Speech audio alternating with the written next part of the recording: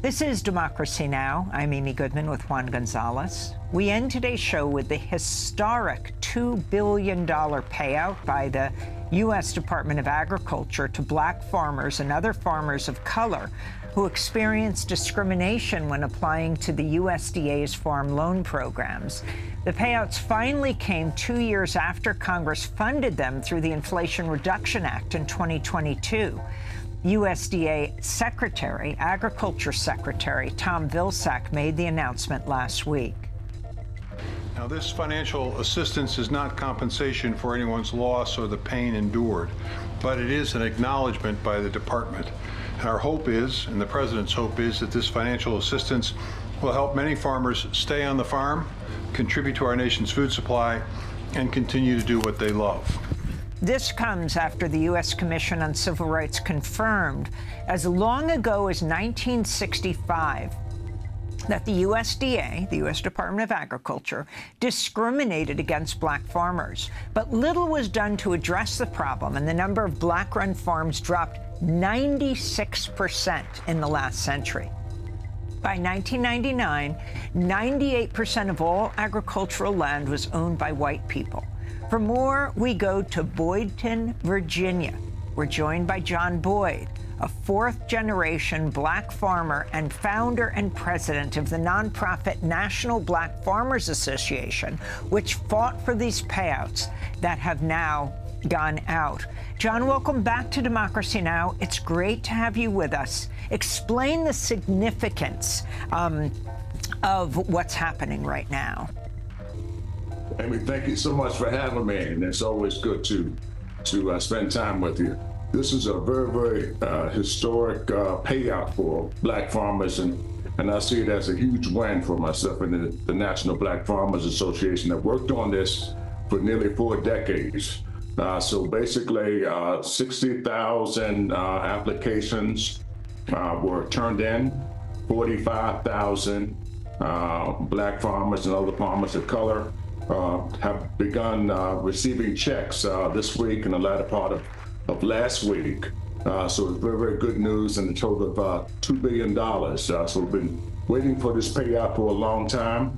And the NBFA went out and held 60 meetings, Amy, in FaceTime with our members. We sent out 130,000 postcards in the mail to all of our members, telling them how to apply for this. It took us, Amy, on average 3 to 3.5 hours to help each and every black farmer fill out this 40-page application. So it was a very extensive process. And so we were glad to get the news that from Stephen Benjamin at the White House actually called me and told me that the checks were actually going out to farmers around the country. So we see this as a huge significance of farmers who are facing foreclosure. We have a lot of black farmers in our organization that were facing foreclosure. So these payments are timely. It's going to help them stay on the farm, will help them improve their equipment, help them pay taxes. And I'm not saying it's a whole holistic fix, but it's certainly a huge thumb up for us. And Amy, we're still pushing for the $5 billion in debt relief. So I'm asking the administration to do that by executive order.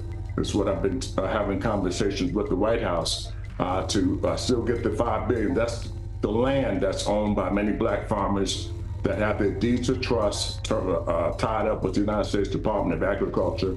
And again, that's a decade-old request as well. And could you explain the difference between the payments and the debt relief? Absolutely.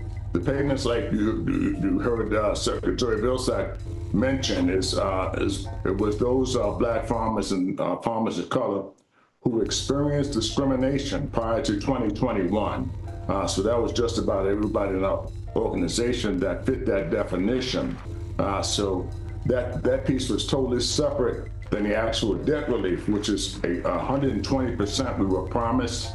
Black farmers who were eligible for that were sent the necessary form in the mail telling them how much debt relief they were going to get and the 20% to pay their taxes. All of our members sent it back in, and then after that, white farmers started suing us in federal court around the country in numerous federal courts and 2 temporary injunctions, one in Florida and the other in Texas, blocking the $5 billion in debt relief to Black and other farmers of color. And then we began to file motions in federal court, and after we began to make some traction there, a few wins, the administration repealed it by an act of Congress and replaced it with some of these other measures. So we still want our land, like you talked about at the beginning of the show. We've, at the turn of the century, owned 20 million acres of land. Today, we're down, as Black farmers, 3.5 million acres. At the turn of the century, we were tilling, there were 1 million Black farm families in the United States. Today, we're down to about 50,000 full-time Black farmers. So the land, as my daddy and grandfather taught me, the land is everything. The land is food, the land is water, the land is timber to build houses on. Everything comes great from the land, and we want our land. And that's what I've been after for this whole campaign, and I spoke to you about before. John, you mentioned your father. You are a 4th-generation Black farmer. Can you describe your own experience of discrimination? You don't often talk about that in your national interviews. You're right, and I want to give a thumbs up to my daddy, the greatest man I knew in the flesh. Not because he had any money, but because the way he carried himself. He was a dignified, humble Black farmer that worked hard every day. Every day that pickup truck rolled in the turn, man, he was ready to go to work, and we worked sun up to sundown together and said very few words. But the discrimination that I faced at USDA was in-your-face discrimination. And I was spat on with tobacco juice running down my shirt on one particular loan application with the lender, who was a federal employee who was employed by a government, spat on me. I was called the N-word from this same official. I had my application torn up and thrown in a trash can in front of me. On average, it took 387 days to process a Black farmer's loan request, less than 30 days to process a white farmer's loan request. In that particular county, this person would only see Black farmers one day of the week, so we named it Black Wednesday. And we all would be in the hallway trying to apply for loans. And one day we all just looked at our letters from USDA, and it said 9 a.m. Wednesday. For all of us, who's going to see us all at the same time. And if a white farmer came in, Amy, he would bring that farmer into the office and conduct business as though I wasn't even there. And his voice changed, and his pleasantries were happy. And then when he turned around and spoke to me, he said he wasn't going to lend me any of his money. And he often spoke about how powerful he was. He said he was the most powerful man in the county, and the next thing to God. And I told him one day, I don't know what God looked like. I wasn't the religious man I am today. John, we just have 20 seconds.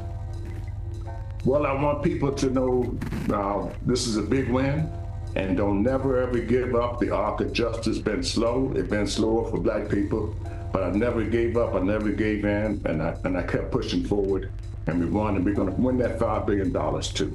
I want to thank you so much for being with us. John Boyd, 4th-generation Black farmer, founder and president of the nonprofit National Black Farmers Association. The knowledge don't stop here. It circulates. If this unlocks up menu, don't just sit with it, build with it. We got more drops coming. Stay tapped in. Until next time, stay hidden.